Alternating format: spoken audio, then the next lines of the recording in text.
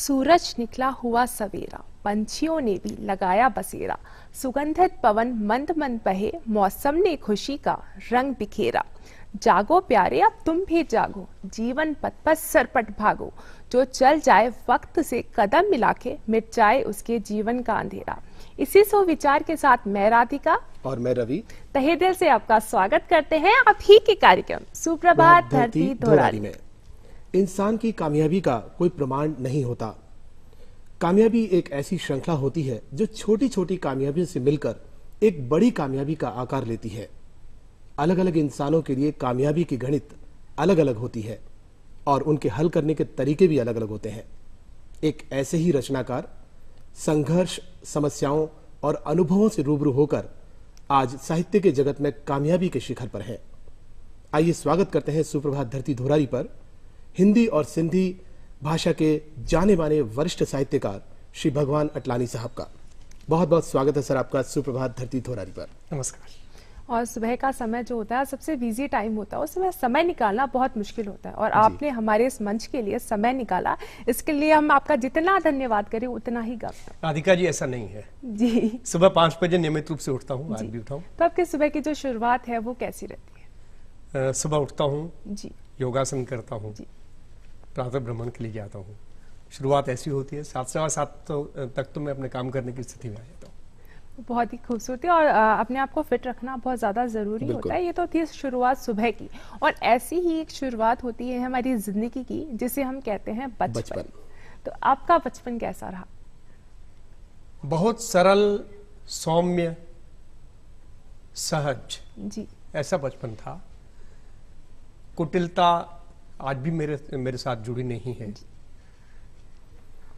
लेकिन तब जिसको हम लोग बहुत सीधापन कह सकते हैं जी, ऐसा कुछ था।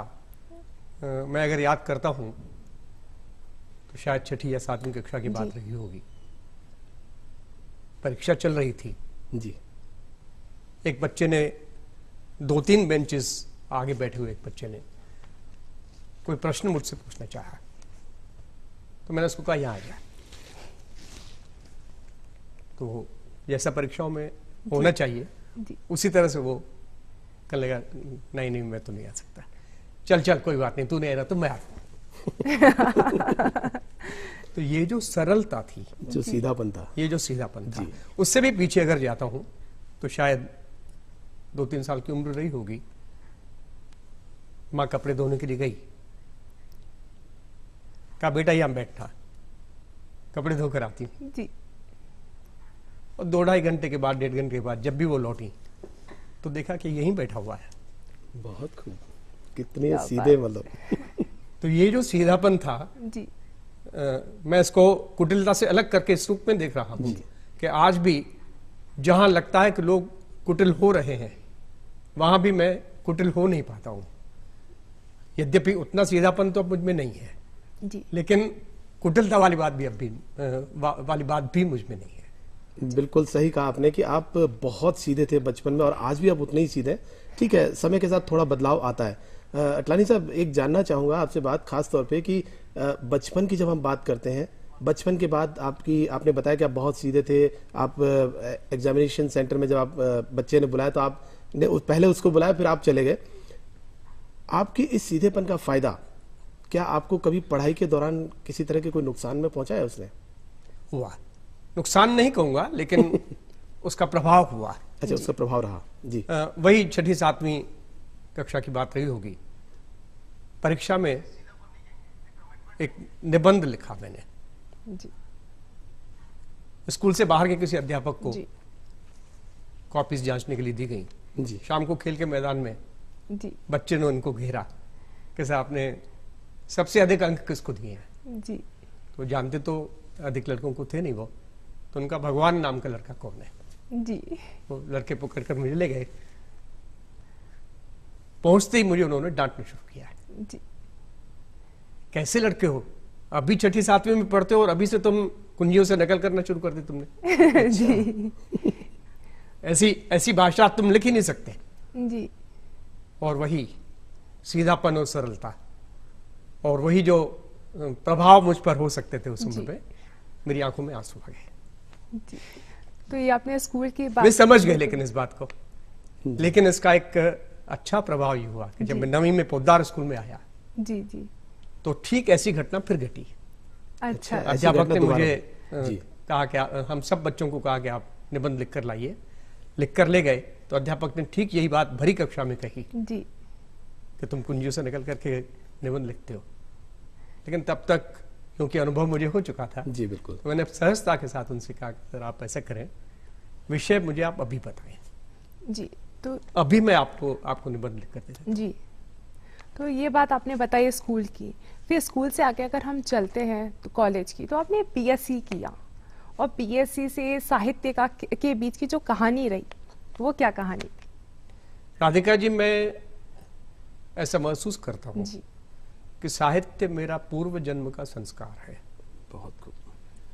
परिवार में साहित्य का कोई वातावरण नहीं रहा। जी इसके बावजूद जब मैं दूसरी कक्षा में था जी तो पिताजी को आग्रह पूर्वक मैं अपने स्कूल ले गया था, अपने प्रधान अध्यापक से ये आग्रह करने के लिए कि इसको आप लाइब्रेरी की किताबें दीजिए। जी अब दूसरी कक्षा का विद्यार्थी क्या तो किताबें पढ़ेगा, बिल्कुल सही बात है। क्या समझेगा। जी लेकिन ये आग्रह मेरा इस सीमा तक परवान चढ़ता था कि मैं पढ़ रहा हूं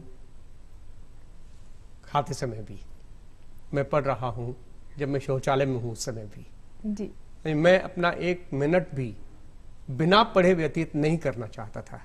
दीवानगी का ये आलम था उस उम्र में जी। पढ़ने को लेकर। बाद में तो फिर लिखने का सिलसिला भी शुरू हुआ। सर, आपने बताया कि पढ़ाई लिखाई का सिलसिला बचपन से चल रहा है और आप जब लिखने का आपने कार्यक्रम शुरू किया, आपने किस तरह से पहली रचना आपने लिखी, वो यादें हमें बताएं कि कहाँ आपकी पहली रचना प्रकाशित हुई और कैसा लगा आपको, कैसा लगा आपके परिवारजनों को और कैसा आपके मित्र लोगों को महसूस हुआ? रवि जी, ये भी बहुत एक रोचक सी घटना है। जी राष्ट्रदूत तब राजस्थान का सबसे अधिक स्थापित और प्रसिद्ध अखबार, संभवतः एकमात्र एकमात्र। अखबार था। जी ये मेरा ख्याल है 66-67 की बात रही होगी। जी गजलें में लिखता था। मेरे एक निकट के मित्र ने चुपचाप मेरी ये गजल राष्ट्रदूत को दे दी। ओह, शोले और शबनम उनका रविवार को जो परिचित छपता था उसमें एक स्तंभ हुआ एक करता स्तंभ हुआ करता, बिल्कुल। था। और मेरी क्योंकि रुचि थी इसलिए उस स्तंभ को मैं देखता ही था। तो मैं देखता हूं कि भगवान नाम से एक गजल छपी हुई है। चौंका, चमत्कृत हुआ, जी बहुत उत्साहित हुआ। समझ में मुझे नहीं आया कि ये पहुंची कैसे उनके पास। फिर उस मित्र ने मुझे बताया। जी। इसके बाद फिर राष्ट्रदूत में त्रिलोकी प्रसाद जी से, जो उस समय संपादक थे उसके, सर, ये जो आपने कहा कि भगवान के नाम से आपकी रचनाएं प्रकाशित हुई राष्ट्रदूत में सबसे पहले, और बड़ा रोमांचक क्षण होता है जब किसी भी व्यक्ति की पहली रचना जब प्रकाशित होती है। शुरू में जब आपकी रचनाएं भगवान के नाम से प्रकाशित होती थी और आज भगवान अटलानी आप पीछे लिखते हैं, इसके पीछे क्या राज है? रवि जी, मैं बहुत सुस्पष्ट विचारों का रहा हूं प्रारंभ से ही। जी, जाति प्रथा के बहुत विरुद्ध हूं। केवल विरुद्ध नहीं, बहुत बहुत विरुद्ध हूं। जी स्कूल में, कॉलेज में, यूनिवर्सिटी में, हर जगह रिकॉर्ड में मेरा नाम भगवान है। पासपोर्ट भी मेरा भगवान नाम से ही बना हुआ है। जी त्रिलोकी प्रसाद जी ने आग्रह किया कि जाति सूचक या अगर नाम नहीं लिखोगे तो एक समुदाय विशेष में तुम्हारी पहचान नहीं बनती। जी डेफिनेटली। अगर तुम जाति सूचक नाम लिखते हो तो कुछ लोग ऐसे होते हैं जो अयाचित ढंग से तुम्हें पसंद करने लगते हैं। जी बिल्कुल ठीक बात है। फिर जब मैं बैंक पे आया तो वहां तो एकमात्र नाम से काम चलता नहीं है। जी बैंक का जब इंटरव्यू हुआ तब भी मुझसे ये सवाल सबसे पहले पूछा गया, जी यू आर भगवान? Yes sir. ओनली भगवान? Yes sir. वाई ओनली भगवान? जी फिर तो जो बातें होनी थी वो होती रही, जी लेकिन ये सारा का सारा क्रम उसी रूप में चलता रहा है। और आज भी मेरे जीवन में किसी भी प्रकार का जातिगत उतार चढ़ाव, भेदभाव, ऊंच नीच नहीं है। जी मेरी नजर में इंसान इंसान है। जाति के आधार पर वो न इंसान बड़ा होता है न इंसान छोटा होता है। बहुत अच्छी बात की। और बहुत आपने अच्छी भी जिक्र भी किया बैंक का, और आपने बैंक में भी अधिकारी के पद पे रहे। और जब मैं बचपन से जब एक बात बहुत सुनती हुई आ रही हूँ कि दो काम जो हम करते हैं वो हम अच्छे से नहीं कर पाते, लेकिन आपने तो दोनों ही काम बखूबी बहुत अच्छे से किया। एक साहित्यकार की भूमिका भी निभाई और साथ में बैंक का काम भी किया, तो उन दोनों में मैनेजमेंट कैसे कर पाते थे आप? राधिका जी, इसका श्रेय यदि मैं दूं जी। तो अपने आप को नहीं दूंगा। जी पत्नी और पिता ये दोनों मिलकर जी परिवार के और परिवार से बाहर के सारे काम देखते थे। जी मुझे उन्होंने मुक्त किया हुआ था। जी और बाद में जब बेटे का विवाह हुआ तो बेटे ने और बहू ने उस श्रृंखला को संभाला, वो जिम्मेदारी ली। जी आज भी परिवार की कोई जिम्मेदारी मेरे ऊपर नहीं है। मैं आपको एक बहुत विस्मित करने वाली बात बताता हूं। जी आप आज भी मेरे सामने 5 दालें रख दीजिए कच्ची, मैं आपको बता नहीं सकता कौन सी दाल कौन सी है। क्या बात है। यानी कि कुल मिलाकर पूरी घर की जिम्मेदारियों से आप बिल्कुल फ्री थे, और पूरी सिर्फ तरह और बताऊं, सिर्फ हाँ, पढ़ना और वही जो लिखना। दीवानगी वाली बात मैंने प्रारंभ में कही जी थी, वो जरूर मुझ पर आज भी ज्यों की त्यों हावी है। जी मैं बैंक में था, जी बैंक से निकले, देर से निकले, आप जानते ही हैं अधिकारियों को जल्दी निकलने की सुविधा तो मिलती सुविधा नहीं। नहीं है, बिल्कुल नहीं है सर। रात को 1:30, 2:00, 2:30, 3 बजे तक पढ़ते रहे, लिखते जी। रहे। सुबह उठे, भागते दौड़ते बैंक चले गए। जिम्मेदारी कोई होती नहीं थी, जी घर का कुछ करना नहीं होता था।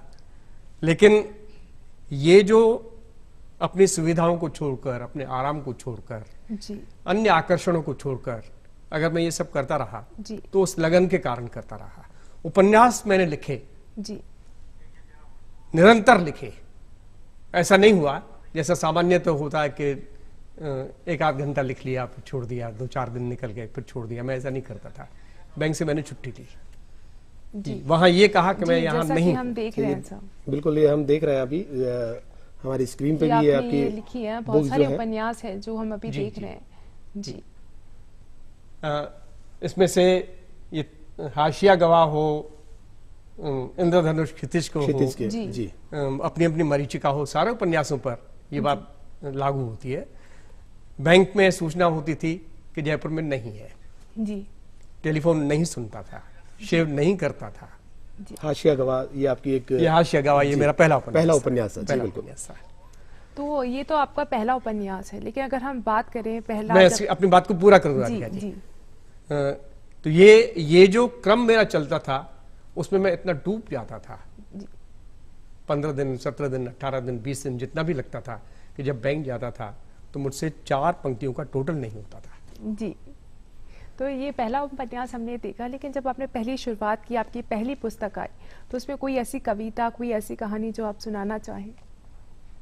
पुस्तक की तो मैं नहीं सुना पाऊंगा क्योंकि मेरा कविता संग्रह अब तक नहीं है, जी और वो इसलिए नहीं है क्योंकि मुझे हमेशा ये लगता रहा है कि कविता अंदर की चीज है, बाहर की चीज नहीं जी है। मैं एक प्रकार से अपनी डायरी के पन्ने शेष लोगों के सामने जी, रख रहा बिल्कुल। हूं। बिल्कुल लेकिन बाद में लगा कि ये बात केवल मुझ पर तो लागू नहीं होती, सब पर होती है। जी किंतु विपुल संख्या में कविताएं, गीत, गजलें लिखी होने के बावजूद तो आप गजलें आप जो उनको भी- प्रकाशित जी, करने की दिशा में जी। मैंने प्रयत्न नहीं किया। जी आपने जैसा एक अभी हम आग्रह सुनना किया चाहेंगे है, साहब। मैं आपके सामने अपने 2 गीत जी और एक मुक्तचंद की कविता जी जी बिल्कुल।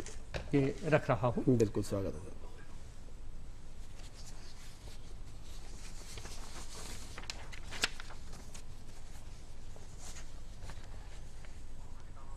गीत का शीर्षक है मन की सीता। जी आप इसको फिर वहीं ले जाइएगा कि मैं अंदर की बात कर रहा हूं, जी जी बिल्कुल बिल्कुल। इसमें बाहर की बात नहीं होगी। जी कहने को सब मीठा है, कहने को सब मीठा है, सुख सागर मन चीता है, सचमुच फीका फीका है, हर पल रीता रीता है। क्या बात है। क्या बात है। कहने को सब मीठा है, सुख सागर मन चीता है, सचमुच फीका फीका है, हर पल रीता रीता है, बहुत खूब। लगता यह जग जीत लिया, सपने जैसा मीत मिला, जीवन की आपाधापी को सोने में तब्दील किया। लगता यह जग जीत लिया, सपने जैसा मीत मिला, जीवन की आपाधापी को सोने में तब्दील किया, वनवासी राम हुए विजयी, वनवासी राम हुए विजयी, बेबस मन की सीता है, क्या बात। कहने को सब मीठा है, सुख सागर मन चीता है, मान मिले सम्मान मिले, 4 दिए 10 दान मिले, गंध भरी फुलवाड़ी में, गंध भरी फुलवाड़ी से खुले हाथ वरदान मिले,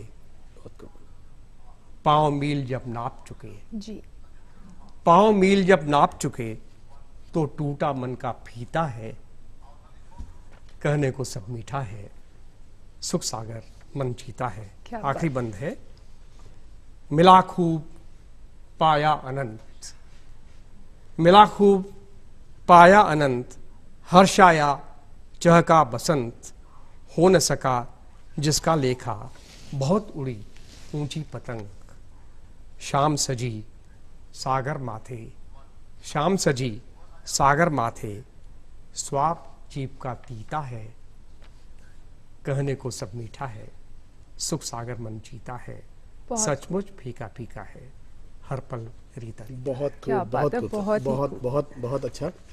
अटलाइन साहब, एक चीज़ और आपके बारे में है कि आपने जब अपनी शुरुआत की, आप बैंक की नौकरी में थे और एक नियमित रूप से आप एक स्तंभ, एक समाचार पत्र में लिखा करते थे नाटकों की समीक्षाएं।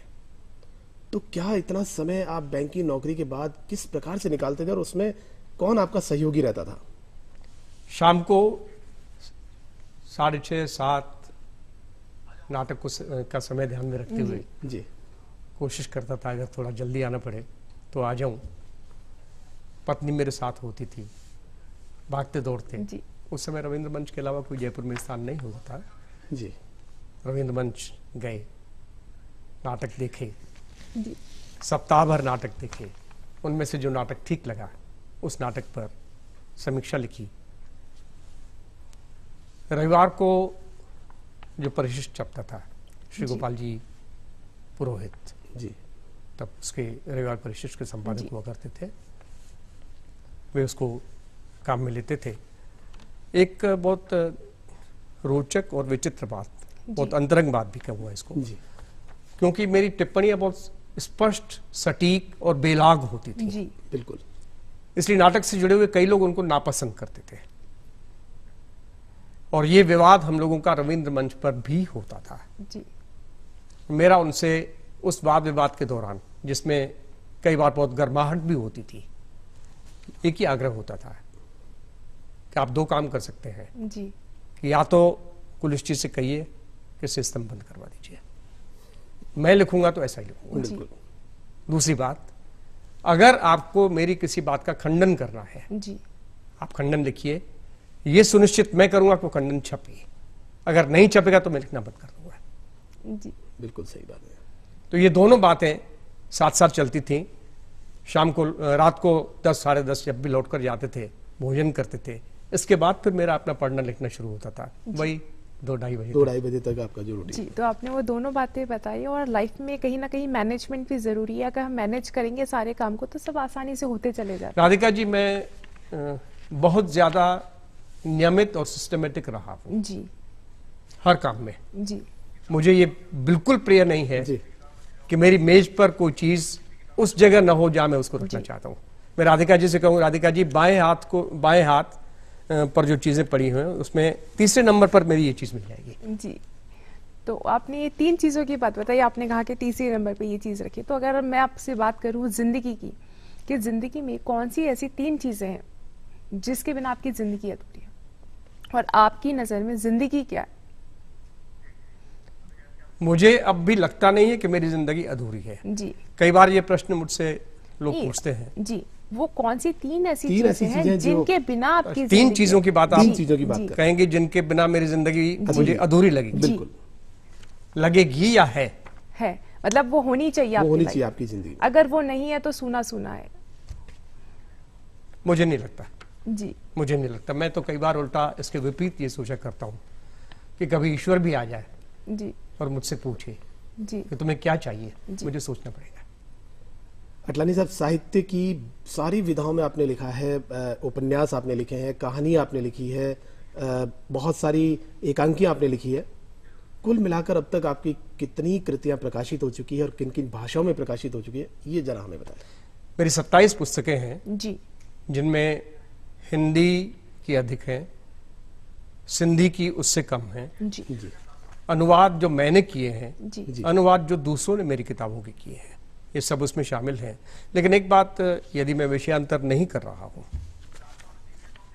मुझे ये जरूर जी ये अच्छा, पूरी अच्छा, आपकी किताबें जी, सारी जो आपकी किताबें जो हैं, प्रकाशित हुई हैं, बिल्कुल एक बात मैं निरंतर महसूस करता रहा हूं, और ये बात आपने अनुभव भी की है, आपने उल्लेख भी किया है अभी, विभिन्न विधाओं में मैंने लिखा है, जी जी लेकिन मेरी प्राथमिकता ये कभी रही नहीं है। जी मेरा हमेशा ये सोचना रहा है कि हमें एक दिशा चुन लेनी चाहिए।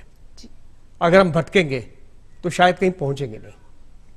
और ये जो भगवान अटलानी प्रतिनिधि रचनाएं हैं, जी 1995 में मित्रों ने मतलब मित्रों ने, मेरा जी, इसमें बिल्कुल। मेरा कोई योगदान नहीं था। जी, जी भगवान अटलानी स्वर्ण जयंती समारोह समिति बनाई थी जब मैं 50 वर्ष का हुआ। उस समय 2 प्रकाशन हुए थे। एक ये पुस्तक थी 550 पृष्ठों में, मेरा एक उपन्यास, एक अनुदित नाटक, एक मूल नाटक, कहानियां, एकांकियां, वो सब इसमें शामिल थे। जी बिल्कुल। अपनी अपनी मरीचिका जो अभी हम लोगों सर, ने एक देखी। इसमें किताब नजर आ रही है मुझे, सपनों की सौगात। जी सपनों की सौगात में एक आपने बहुत अच्छी बात उसमें एक मैंने पढ़ी है उसको, और मुझे बहुत अच्छा लगा कि एक राहुल नाम का एक कैरेक्टर है जिसकी जॉब लगती, तो उसके बारे में थोड़ा सा बताएं कि सर वो प्रेरणा आपको कहाँ से मिली? इस तरह का इतना बढ़िया लेखन जो आपने किया, ये प्रेरणा कहाँ से मिली? रवि जी, मैं जीवन में जो कुछ देखता हूं और उसमें से जो कुछ मुझे छूता है, जी जी युवावस्था में जब मैं लगभग 30-32 साल का रहा हूँगा, हाशिया गवाह मैंने तब लिखा है, जी। और वो सेवा निवृत्ति के बाद क्या करना चाहिए इस जी, पर बिल्कुल। लिखा है। जी बिल्कुल, उसकी बात भी करेंगे, लेकिन पहले आप लेकिन मैं अब इसी विषय पर आ रहा हूँ। जी, जी। जी ये जो राहुल चरित्र की बात आप कह रहे ये हैं, बताएं सर क्या था? मुझे ऐसा हमेशा लगता रहा है, ब्रेन ड्रेन नहीं होना चाहिए। इस देश की मिट्टी ने जी जो कुछ हमें दिया है, उस मिट्टी का कर्ज हमारे ऊपर है, बहुत वो उतारने की कोशिश हमें कोशिश करनी चाहिए। बिल्कुल ठीक है। राहुल एग्रीकल्चर इंजीनियर है, एमबीए करता है, बहुत मेधावी है, जी और उसको एमबीए करने के बाद न्यूयॉर्क में ऑफर मिलता है 50 लाख रुपए जी पैकेज का। जी, अब न्यूयॉर्क में ऑफर मिले, 50 लाख का ऑफर मिले, कोई भी क्या जाएगा। चाहिए? क्या बात है। लेकिन सभी मित्रों, प्रिंसिपल, काउंसलर, उसके परिवार पिता, परिवार, सबके बहुत दबाव के बावजूद जी वो निर्णय करता है कि नहीं जाऊंगा। जी, तो बहुत ही अच्छी बात की आपने। बहुत सुंदर सुंदर किताबें भी लिखी, और किताबें लिखने के लिए जो है वो पॉजिटिव होना बहुत ज़रूरी है, और पॉजिटिव रहने के लिए अगर घूमने को मिल जाए तो कहने ही क्या। बिल्कुल। तो आइए आपको भी घुमा के लेकर आते हैं राजस्थान की हल्दी घाटी। जी,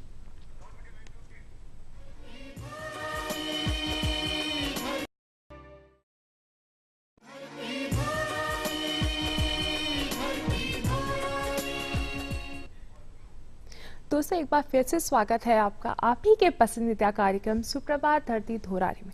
और साहित्य के बारे में हमें बहुत सारी जानकारियां मिल रही थी, तो आइए और गहराई से जानते हैं साहित्य को हमारे आज के मेहमान से।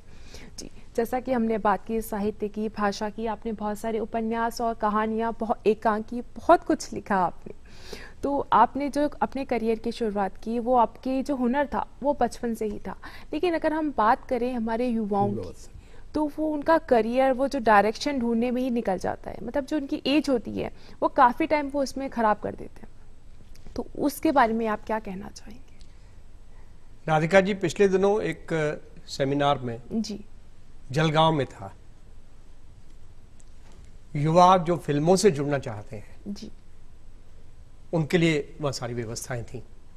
जब मुझे बोलने का अवसर मिला जी तो मैंने जो बाकी बातें कही उसके साथ ये बात भी कही कि आप ग्लैमर में मत उलझिए, पहचान लीजिए कि आपका रुझान भी इस ओर है कि नहीं है। जी मुझे हमेशा ये महसूस होता रहा है कि हमारा रुझान नहीं होता, दूसरों को देखकर को कौन से शिखर पर पहुंचे हुए हैं, जी हम कोशिश करते हैं कि वहां पहुंचे, बिल्कुल सही। लेकिन हम पहुंच नहीं पाते, भटक जाते हैं।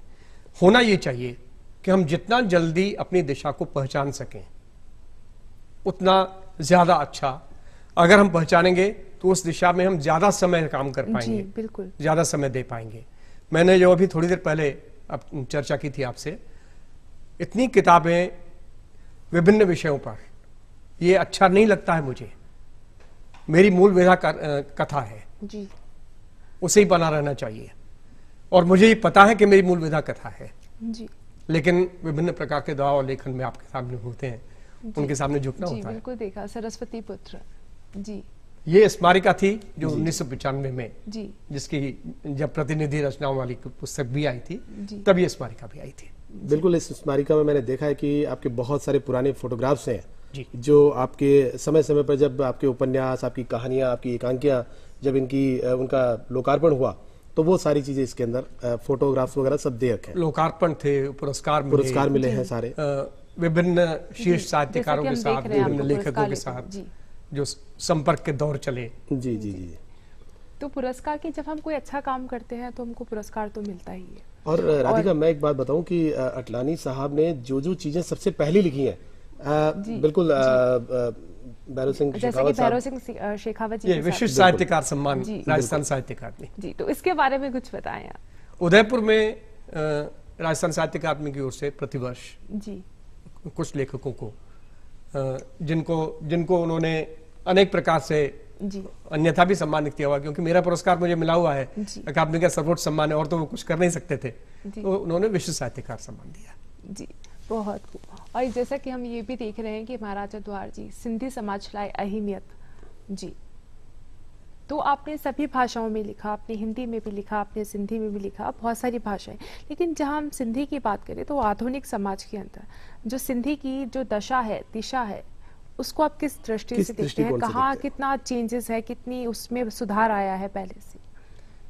अगर व्यक्तिगत रूप से बात करूं, जी यद्यपि राजस्थान सिंधी अकादमी का अध्यक्ष रहा हूं, बिल्कुल आप रहे हैं, national council for promotion of Sindhi language का आज भी फाइनेंस कमेटी का जी। चेयरपर्सन हूं, जी इसके बावजूद मेरी निजी मान्यता ये है कि सिंधी भाषा आगे नहीं जा रही है। जी उसको अपनी जगह खड़ा रखने की कोशिश जरूर हो रही है। अगर मैं ज्यादा से ज्यादा कहूं तो पीछे नहीं जा रही है। जी जी तो इसको अपनी जगह बनाए रखें, आगे ले जाएं, इस दिशा में बहुत सारे प्रयत्न करने की आवश्यकता है। बिल्कुल सही बात है। किसी भी कार्य के लिए अगर प्रयत्न करेंगे तो वो जरूर सफल होगा। सर, मैं आना चाहूंगा, एक जो आपका हाशिया गवाह जो है उसके बारे में आप थोड़ा सा बताएं कि एक युवावस्था में आपने उस सेवानिवृत्त वृद्धावस्था की चीज को किस तरह से सोच के लिखा, वो क्या चीज थी, वो बताएं हमें सर। मेरा सोच हमेशा आदर्शोन्मुखी रहा है। मुझे कोई भी अच्छी चीज वो ज्यादा अच्छी लगती है, ज्यादा पसंद आती है। सेवानिवृत्ति के बाद, यद्यपि उस समय सेवानिवृत्ति मुझसे बहुत दूर थी तो जब आपने ये लिखा, क्योंकि ये तो आपका पहला उपन्यास, अर्ली 70s। जी, जब हम शुरुआत की पहले से लेकर आप तक आप लिखते ही चले जा रहे हैं। आपने बहुत सारी कहानियां लिखी, उपन्यास लिखे, तो उनमें से कोई ऐसी कहानियां या उपन्यास जो आपके दिल के बहुत करीब हो? मैं रवि जी की बात को पूरा करूं पहले, जी। आपके प्रश्न का उत्तर फिर देता हूं। तो मुझे ऐसा लगता था कि सेवानिवृत्ति के बाद भी व्यक्ति को टायर नहीं हो जाना चाहिए। जी बिल्कुल उसको समाज के साथ जुड़े रहना चाहिए, कुछ ना कुछ करते रहना चाहिए था, कुछ ना कुछ सकारात्मक करते रहना चाहिए, रहना केवल करते नहीं रहना चाहिए। बिल्कुल। तो सकारात्मक क्या हो सकता है, इस दृष्टि से मैंने एकांकियां भी लिखी हैं, एक आध ये उपन्यास भी लिखा उस समय। इसमें वो दिशा है जो सेवानिवृत्ति के बाद कोई भी बुजुर्ग जी अपना सकता है। पैसा भी उसके पास अब है, सामाजिक प्रतिष्ठा भी है, समय भी है। क्या करें, जो कुछ करे वो सकारात्मक हो और ऐसा हो जो समाज के हित में हो। जी इस दृष्टि से इस उपन्यास की परिकल्पना की थी। राधिका जी, जी आपने जो बात कही, जी मुझे अपनी कुछ कहानियां अधिक प्रिय हैं, जी लेकिन सबकी चर्चा अभी नहीं करूंगा। केवल एक कहानी की जी चर्चा करूंगा, हत्या। इस कहानी को बहुत ज्यादा सराहा गया। एक डॉक्टर जब इंटर्नशिप पूरी करके जी नई नियुक्ति के लिए गांव जाता है तो अपने वरिष्ठ उसको सलाह देते हैं कि कमाई के लिए तुम क्या कर सकते हो, तरीके क्या हो सकते हैं, इस तरीके से इंजेक्शन दे दो, उससे इतने पैसे ले लो, जी विजिट के लिए जाओ, उसके लिए कुछ मत मांगो, लेकिन दवाओं के नाम पर उसको लूट लो। डिस्पेंसरी है ना तुम्हारे पास, जो कुछ लेना है ले लो। तो ये सोच लगभग प्रारंभ से रहा है और युवाओं में ये सोच भरने की कोशिश भी होती रही है। लेकिन जब वो गांव जाता है, जी साइकिल पर कच्चे रास्तों से उसको पेशेंट देखने के लिए गांव में ले जाया जाता है और वो पेशेंट मर जाता है। इसके बावजूद जब वो मन में कुढ़ता हुआ कि कुछ मिला तो नहीं, इंजेक्शन भी लगाया, पैसा भी गया, इतनी मेहनत भी की और बदनामी भी हाथ लगी, तो उस युवा पुत्र का जो पिता है वो कड़े बेचकर जो दवाएं उसने मंगवाई हैं उससे बचे हुए 5 रुपए जी उसको कहता है, डॉक्टर साहब मैं आपके लिए और कुछ तो नहीं कर पाया, मगर ये मेरी ओर से आपकी फीस। बहुत ही मार्मिक चित्रण है। इस प्रकार का जो चित्र उस कहानी में आया है, जी उस चित्र ने मुझे खुद को पता है, मेरे बहुत सारे मित्र डॉक्टर हैं, उनमें से कुछ डॉक्टर्स का जीवन बदल दिया। बिल्कुल बहुत जबरदस्त चित्रण किया आपने इस हत्या कहानी के अंदर, और निश्चित रूप से ये जो भी पढ़ेगा और जिन्होंने पढ़ा है उनके लिए एक बहुत बड़ी मार्गदर्शन का काम किया होगा। जैसा आपने कहा कि कई डॉक्टर्स की जिंदगी को इससे बदलाव मिला है। एक बात और जानना चाहूंगा अटलानी साहब की, पुरस्कारों की जब बात चली थी तो सबसे बड़ा पुरस्कार मीरा पुरस्कार जिसकी हम बात करेंगे, अपनी अपनी मरीचिका, तो ये पुरस्कार कब मिला, कैसे मिला, और इस कृति को बहुत ज्यादा पॉपुलैरिटी मिली, क्या था ऐसी इस कृति में, हमें बताएं। 1995 में ये पुरस्कार मुझे मिला जी। राजस्थान साहित्य अकादमी से। सिंधी समाज, पंजाबी समाज और बंगाली समाज, जी 1947 में जो विभाजन हुआ, तीनों प्रभावित हुए, लेकिन अकेला सिंध था जो पूरा का पूरा पाकिस्तान में गया। जी शेष दोनों प्रदेश आधे आधे भारत में आए। लेकिन दुर्योग ये रहा है कि सिंध के विभाजन के बारे में हिंदी में बहुत कम बात की गई है। जी कोई सीरियल नहीं बना, कोई फिल्म नहीं बनी, कहीं बड़े पैमाने पर लिखा नहीं गया। जी ये मेरा पहला उपन्यास है जो हिंदी में सिंध के विभाजन को लेकर लिखा गया है। जी सिंधी समाज की जो अंतर्बल है वो क्या है, जी उसमें जो कर्मठता है जिसके बूते पर वो आज इस मुकाम पर पहुंचा है, उसकी बात उसमें है। रोचक ढंग से उस उपन्यास में एक कबाड़ी के माध्यम से जो 100 साल पहले सिंध से पलायन करके राजस्थान में जयपुर में आकर बसा है, जी ढूंढाड़ी बोलता है, जी वो सिंधी की दुर्दशा देखता है कि अब जो सिंधी हैं वो अपनी भाषा में बात तक नहीं करते। जी संस्कार की, संस्कृति की, सभ्यता की जो स्थिति वो देखता है, उस पर उसकी टिप्पणियां होती हैं, उस पर बात होती है, और साथ साथ वो रोचक कथा भी चलती रहती है जिसमें एक प्रेम कथा की अंतर्धारा भी है। जी जी मुखर नहीं है वो कथा, लेकिन अंतर्धारा है। बहुत ही अच्छी और बहुत ही खूबसूरत बात है और बहुत प्रेरणा देने वाली भी बात है। तो हर चीज़, जैसे कि आपको बहुत से पुरस्कार मिले, हमने मीरा पुरस्कार की बात की, लेकिन कुछ एक ऐसी चीज़ें होती हैं जो हमारी लाइफ में हमें हमेशा याद रहती हैं। और आपने दूरदर्शन के साथ भी आप जुड़े रहे, आकाशवाणी के साथ भी जुड़े रहे एज हम बात करें साहित्यकार की, तो वो अनुभव कैसा रहा आपका? बहुत अच्छा अनुभव रहा। मुझे प्रारंभ से ये लगता रहा है कि शायद पूर्व जन्मों की संस्कार मैंने प्रारंभ में ही की थी। आपने बोला बिल्कुल। मित्रों की शुभेच्छाएं, बुजुर्गों का आशीर्वाद, जी ये भरपूर मेरे ऊपर रहा है। अन्यथा जो कुछ मेरे पास हो तो कईयों के पास होगा, केवल मेरे पास नहीं है। जी लेकिन जो कुछ मुझे मिला है वो कईयों को नहीं मिला है, और ये जो कुछ मिला है वो शायद मेरे कारण कम, जी उन शुभेच्छाओं और उन आशीर्वादों के कारण ज्यादा मिला है। इसलिए मैं बहुत भरा पूरा महसूस करता हूँ, जी कभी खाली नहीं महसूस करता। और यही कारण है कि मेरी हमेशा इच्छा रही है कि साहित्य ने इतना कुछ मुझे दिया है, अगर कुछ संभव है तो मैं भी देकर सकूं। जी साहित्य आपकी जिंदगी में जो है वो बहुत ज्यादा महत्व रखता है, उसके बिना आपकी जिंदगी शायद अधूरी होगी। लेकिन ये आपका एक अलग शौक था, लेकिन अगर हम इसके अलावा बात करें तो आपके क्या क्या शौक रहे हैं? कोई शौक नहीं है मुझे, केवल लिखने पढ़ने का शौक है। जी, अडलानी तो साहब, खाने का भी कोई शौक होगा आपको? खाने का बिल्कुल शौक नहीं है। पत्नी को बनाने का शौक है, बहू को बनाने का शौक है, और वे कई बार निराश होती है कि इसको तो पता ही नहीं लगता। मुझसे आप मैं खाना खा लूंगा और पूछेंगे कौन सी सब्जी खाई, बता नहीं पाऊंगा। यानी कि सिर्फ और सिर्फ पढ़ने लिखने का शौक है।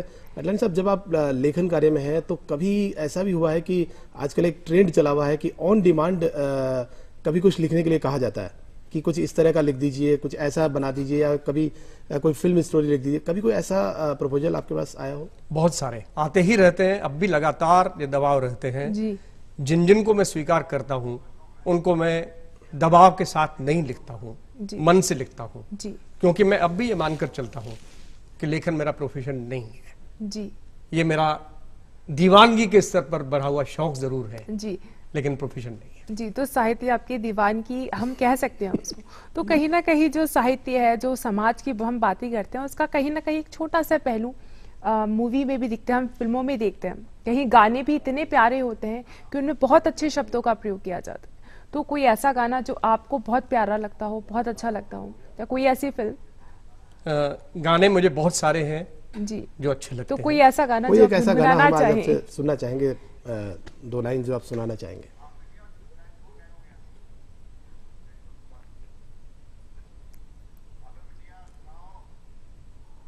जो भी आपका फेवरेट गाना कोई हो। भी गाना जो आपको बहुत अजीज हो। मैं तुरंत तो रवि जी, राधिका जी जी, याद नहीं कर पा रहा हूँ, चलिए, कोई बात लेकिन बड़ी संख्या में ऐसे गाने हैं जो मुझे प्रिय हैं। जी, एक बार मेरा फ्रैक्चर हुआ, ट्रैक्शन लगा हुआ था, क्योंकि समय नहीं मिलता, जी, तो मैंने अपने सिरहाने 2-in-1 लगाया, जी, और वो जो 3 सप्ताह का ट्रैक्शन लगा हुआ था जिसमें मैं सीधा लेटा हुआ था, यही काम करता रहा जी, और कुछ नहीं किया मैंने। जी, तो ये मेरा बहुत प्रिय विषय है। अगर मैं साहित्य के बाद 10वें चरण पर आऊं, यानी 1 से 10 तक तो साहित्य रहेगा, जी, तो 11वें चरण पर पुराने गीत ही रहेंगे, गजलें ही रहेंगी, जी। फिल्मी गाने ही रहेंगे। जी। तो जैसा कि आपने अभी आप गुनगुनाया, जैसा भी जब भी आपको याद आया तो हमको 2 लाइनें तो आप जरूर सुनाइएगा। जब भी ध्यान आया मैं आपको इंटरप्ट करके बताऊंगा। जी, जी। तो आपका जो इतना जो शेड्यूल रहता है वो बहुत बिजी रहता है, उसमें आप अपनी हेल्थ का ध्यान कैसे रखते हैं? क्योंकि मैंने प्रारंभ में कहा जी। सुबह 5 बजे उठता हूँ, तो वो सुबह daily सुबह के वो 2-2.5 घंटे चीजें समर्पित चलती हैं। होते हैं। जी, तो कभी ऐसा भी हुआ है कि वो चीजें छूट गई हूँ? बिल्कुल नहीं होता है। मैं बाहर जाता हूँ सेमिनार्स में, जी, तब भी इस क्रम को बनाए रखता हूँ। जी, कहीं अगर पास में मुंबई गए, पास में कोई पार्क नहीं है, होटल के कॉरिडोर में घूम लिया, बहुत खूब। नहीं हुआ अपने कमरे में घूम लिया। जी, राधिका, बहुत अच्छा अपनी- मैसेज है। कई बार ऐसा हमारे साथ भी होता है कि हम कहीं चले जाते हैं तो हमारा वो जो रूटीन होता है हम उसको छोड़ते हुए चले जाते हैं कि ठीक है, अब जब वापस घर पे आएंगे तब हम उस रूटीन को फॉलो करेंगे, और कहीं ना कहीं वो मिस हो जाता है। लेकिन आपने बहुत अच्छी बात राधिका जी, की। प्रयत्न करता हूँ प्रमाद मुझसे दूर रहे। जी, लेकिन हम मिस नहीं करेंगे राधिका। इन्होंने हमें कहा था कि हम एक गीत और सुनवाएंगे, तो मैं चाहूंगा सर कि आप जो अपने बात हुई थी कि गीत आप सुनाएंगे, तो हम चाहते हैं कि एक गीत आप हमें सुप्रभात धरती दोहराई पर दर्शकों को सुनाएं। रवि जी, इसके बाद एक छोटी सी कविता भी होगी। बिल्कुल होगी सर। ये गीत है बिखर जाते हैं लोग। कई बार आपको जीवन में महसूस होता होगा, किसी आप अच्छे काम को लेकर खड़े हुए, लोगों ने आपसे कहा कि हम साथ हैं, और फिर छटक गए। धीरे धीरे निकलता, आप बिल्कुल अकेले सही हो बात है। ये बहुत बड़ा आज की ये त्रासदी है जी। त्रासदी है सर। रेत के टीलों की तरह बिखर बिखर जाते हैं लोग। मिट्टी के बर्तन जो गिरते ही टूट जाएं, मिट्टी के बर्तन जो गिरते ही टूट जाएं, आंधी में छप्पर जो झोपड़ से छूट जाएं, भावुक से साथी जो हंसते ही रूठ जाएं, क्या बात।